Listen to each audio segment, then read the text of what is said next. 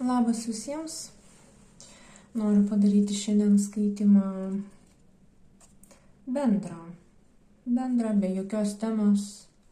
Skaitimą pasižiūrėti, kokios energijos vyrauja ir ką mes turime su tom energijom daryti, o gal nieko nedaryti. Nors retai tai būna, kad nereiktų mums su savim dirbti. Sakant, visą gyvenimą atėjom čia mokytis ir augti, tobulėti. Tai pasižiūrėkime pirmiausia, kokios yra energijos. Pirmą kartą nebloga. Imperatorienė ar imperatorė, kaip čia pavadinsi, taip nesugadinsi turbūt. Kalavijų karalius.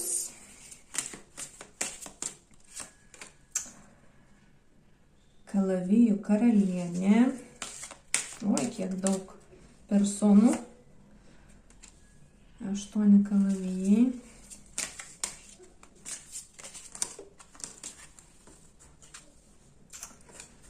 4 taurės. Ar jūs čia dar matote tas kortas? Tai aš čia truputėlį padėliosiu, kad geriau matytųsi. 4 taurės ir 8 monetos. 8 monetos. Labai gerai matosi, to aš įsidėliosiu geriau. 8 monetos.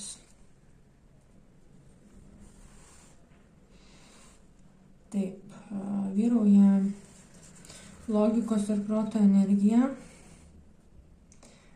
Ir labai daug asmenų.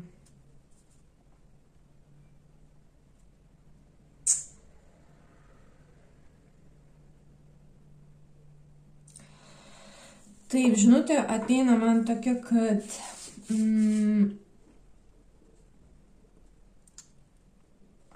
jūsų energija yra šitos dvi moterys. Ir man atrodo, kad čia kalba eina apie tą patį žmogų.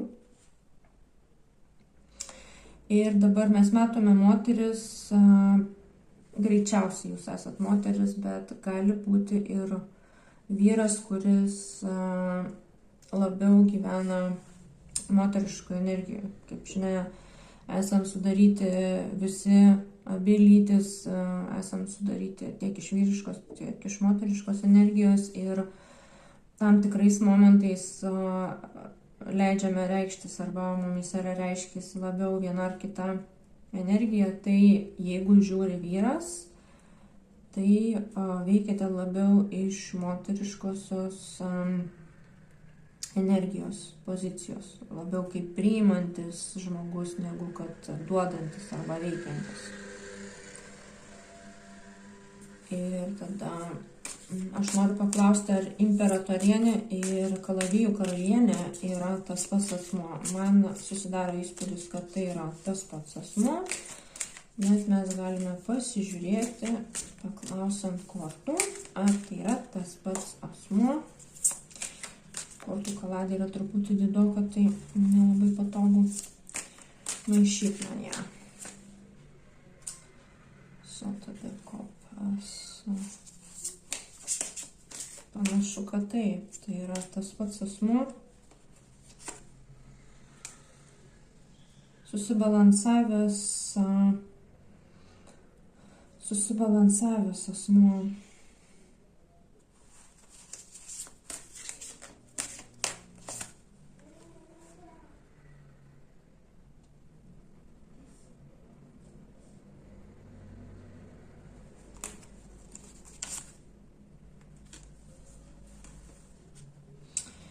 Taip, man toks jausmas yra, kad šitas asmuo, šita moteris arba vyras veikiantis per moterišką energiją turėjo arba turi ryšį su šitu asmeniu, kalavijų karaliumi. Tai gali būti jūsų buvęs arba esamas sutuoktinis. Nes tai yra žmonės, kurie atitinka vienas kitą. Dabar jūs esate imperatorienės pozicijoje, tai reiškia, kad jūs išaugote iš šitų marškinių ir jau nebesate šitoj pozicijoje. Bet tuo metu, kada jūs buvote šitoj pozicijoje, pritraukėte asmenį labai tinkantį savo. Ir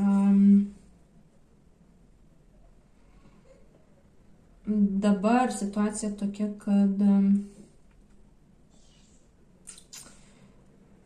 jūs esate save apriboję nuo šito žmogaus.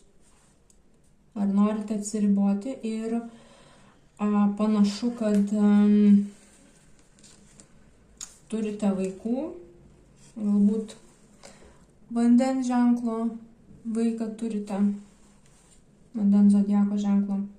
Tai gali būti skorpionas, vėžys arba žuvis. Ir aš matau, kad šiuo metu jūs esate labai susibalansavę, uždarę savo širdies čakrą nuo šito žmogaus. Ir šita korta taip pat rodo, kad jūs esate atsitraukę. Jūs esate atsiriboję ir žiūrite visai nuo šito žmogaus nusisukę esat. Nuo to žmogaus visiškai nusisukę. Ir manau, kad šitas ciklas, didžiulis gyvenimo ciklas, santykių ciklas yra pasibaigęs, nes iškrito pasaulis ir tarp jūsų yra visiška praraja, esat užsidarę.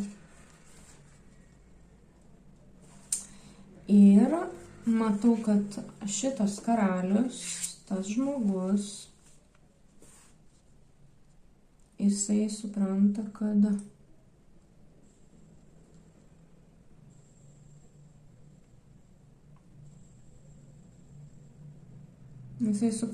jisai prarado neblogą galimybę ir auksinę žuvelę paleido į plačiuosius vandenis.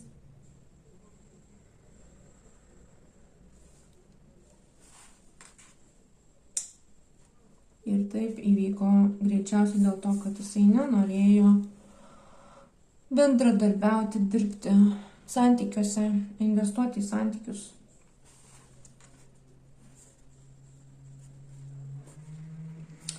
Dabar, žodžiu, jūsų pozicija ir jūsų energija, aš matau, kad yra labai gera. Super, aukštumoj. Gerai, galim tada pasmalsauti, jeigu išlindo situacija su tuo karaliumi. Galim pasmalsauti, ką jisai toliau ketina daryti, suvokęs, kad kažkas čia negerai paėjo. Pasižiūrėsim su kita kortų kaladė. Pasižiūrim, o čia kas gale, pakabintasis. Pakabintasis, reina dekopas, templensas. Žodžiu, jisai galbūt norėtų susigrąžinti jūs, bet nieks nevyksta. Jūs užsidarę ir nenorit visai leistis į kažkokias interakcijas su to žmogum. Bet gali būti, kad riša jūs vaikas, nes pažas yra vaikiška energija. Gali būti, kad ir šito karaliaus veiksmai buvo nebrandus, vaikiški, kuriais jis praleido galimybę gerą. Gerai, tai tada pasižiūrėkime, ir ką tas karalius toliau darys. Jūs tai esat patenkinti, viskas čia yra smagu, faina. Ir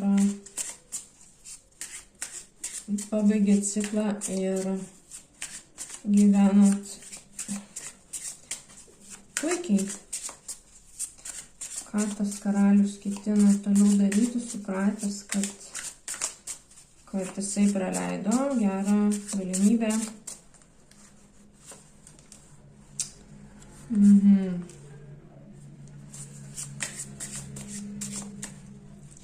Ką jisai ketina daryti?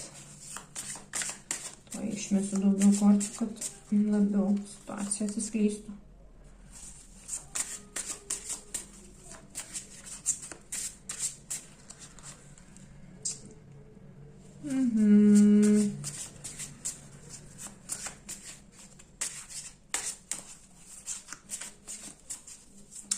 Karalius ruošiasi daryti tam tikrus žingsnius, jis ruošiasi daryti tam tikrus veiksmus, kad jūs atsivertumėt.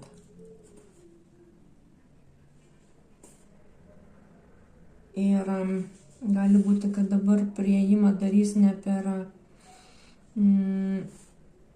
ugnies energiją, bet ateis su kokiu nors realiu materialiu pasiūlymu kažkokiu. Nes čia santykiai matyt buvo statomi ant nestabilaus pagrindo, paremti labiau aistra, bet ne draugystė, ne ilgalaikių pamatų.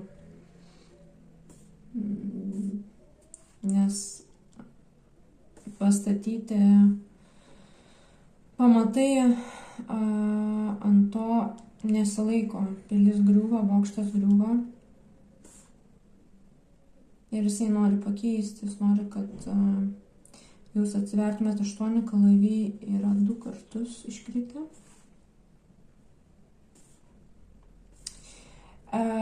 Gali būti, kad jisai labai yra pastrigęs ties savo ugnies energiją. Jisai neskiria dėmesio kokybei, o labiau veikia kiekybiniu aspektu. Jo vertybės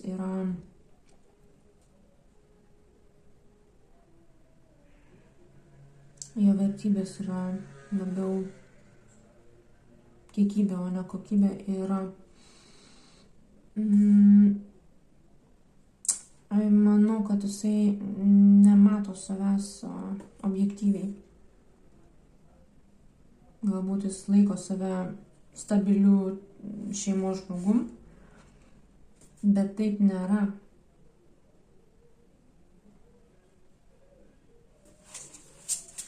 Gerai, pasižiūrim dar. Paklauskim dar, ką jisai ketina daryti. Ką jisai toliau ketina daryti. 4 monetos. Taurių karalius. Taurių karalius. 2 skeptrai. 4 skeptrai. 6 kalavijai.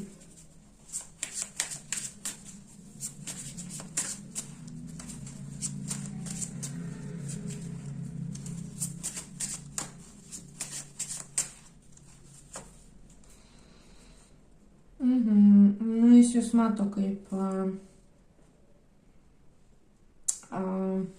savo sielos dvynę,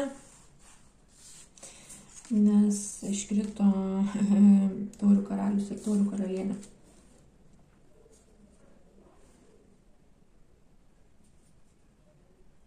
Gerai, paklauskim, ar taurių karalienė yra ta pati imperatorė ir kalavijų karalienė, ar čia dar yra kažkoks kitas žmogus.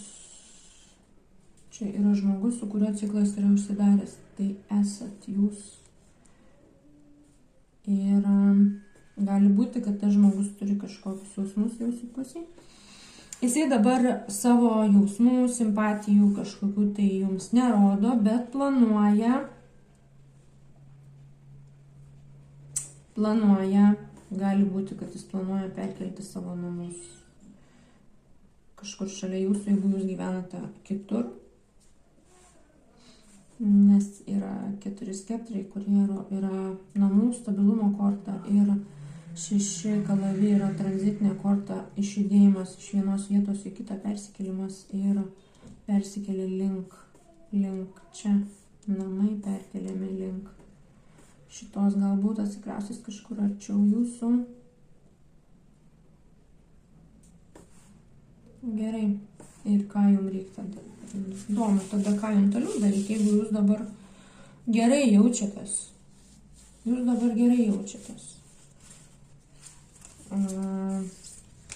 Ciklas yra uždarytas, ar jums reikia grįžti į tą patį, kur jūs buvot. Dėl kito žmogaus klaidos kažkokios, pavadinkim tai klaida, galim sakyti, gyvenime galbūt klaidų nėra. Yra tam tikros pamokos, paimsiu kitą kaladę, pasižiūrėkim, ar jums reikia žiūrėti į to žmogaus pusę ir svarstyti kažkokią galimybę vėl, tarkim, atnaujinti santykių su to žmogum. Teisingumas, 8 monetos, 10 taurių, įsimylėjėliai,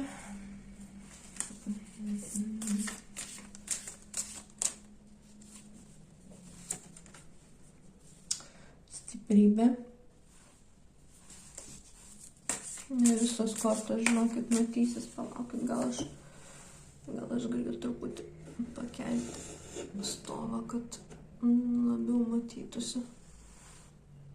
Tikiuosi neišgriuši viskas. Gerai. Taip. Jums, žinokit, yra patarimas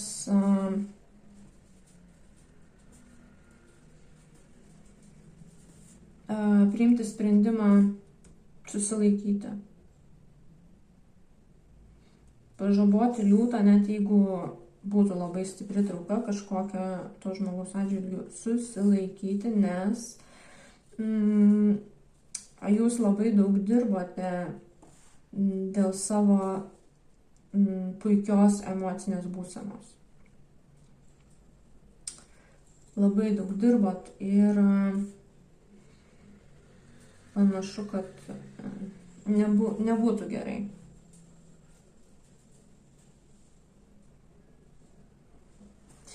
Aš dar pasižiūrėsiu, kodėl čia yra teisingumas. Irgi apačioje yra kortos atskleidžia tai, ko mes nematome, pasąmoninė plotmė. 8 kalavijai, popiežius, 3 skeptrai, paskutinysis teismas ir žinia. Žodžiu, patarimas tiesiog būtų, kad apriboti save nuo kontrakto su to žmogum, apriboti nuo aktyvių veiksmų, nes prisidarysit savo reikalų. Nelabai turbūt to žmogaus energiją galim pasižiūrėti iš tikrųjų, kodėl jums reikia atsiriboti nuo to žmogaus, kokia yra to žmogaus energija, galim pasižiūrėti. Gal kažkas atsiskleis daugiau. Vėl ta pati kalavijų karalienė, žinia. Jūs jaučiate, žinote, kokia jo energija. Dūda pučia, žodžiu, paskutinysis teismas. Paskutinysis teismas ir anos kaladės apačioj buvo paskutinysis teismas. Tai ta taurių karalienė.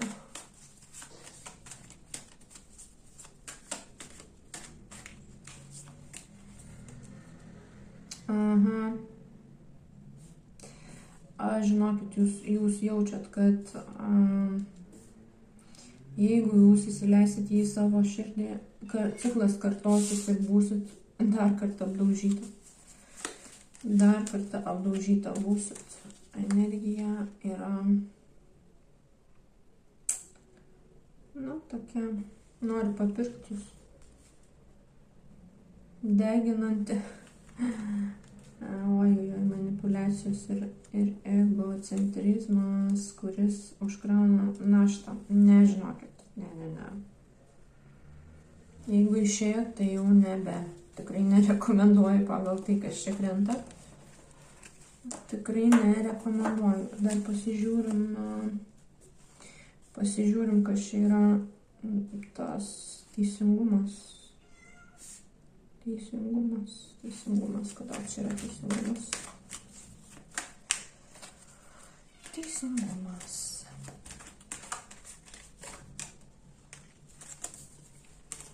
Oi. Išdavystė.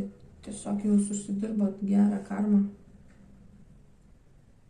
Gerą karmą užsidirbot už tai, kad jums buvo kažkas negražiai padaryta.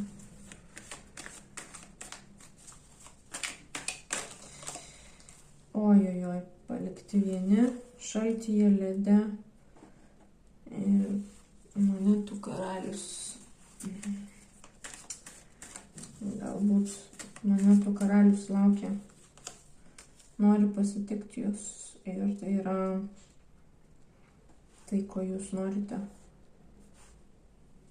Dabar norite, būdama imperatorė.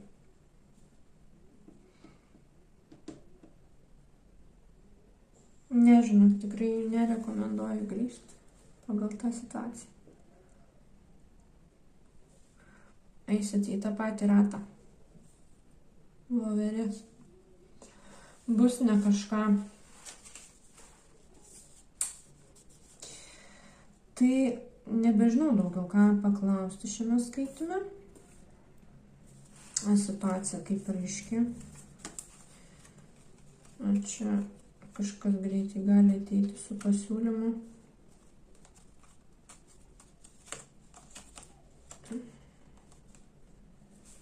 Kažkas gali greitai ateiti su pasiūlymu tam tikru. Tai turėkit omeny, pasižiūrėkit, kuris žmogus ateina su to pasiūlymu. Jeigu naujas, tai bandykit apgalvoti, įvertinti, o jeigu buvęs partneris, tai rekomendacija nepriimti to pasiūlymo.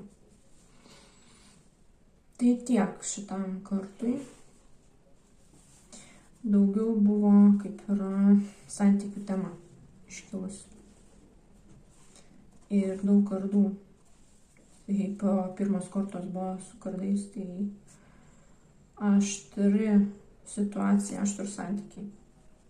Nežinokit, tikrai purto energiją. Tai žodžiu, linkiu protingų sprendimų ir išsilaikyti toj imperatorienės energijai, kiek galima ilgiau. Aišku, gyvenimas banguoja, nestovim visada vietoj. Tai einam į priekį, tai keletą žingsnių galbūt atgal padarom. Bet svarbu, kad tų žingsnių į priekį būtų daugiau negu atgal, ar ne?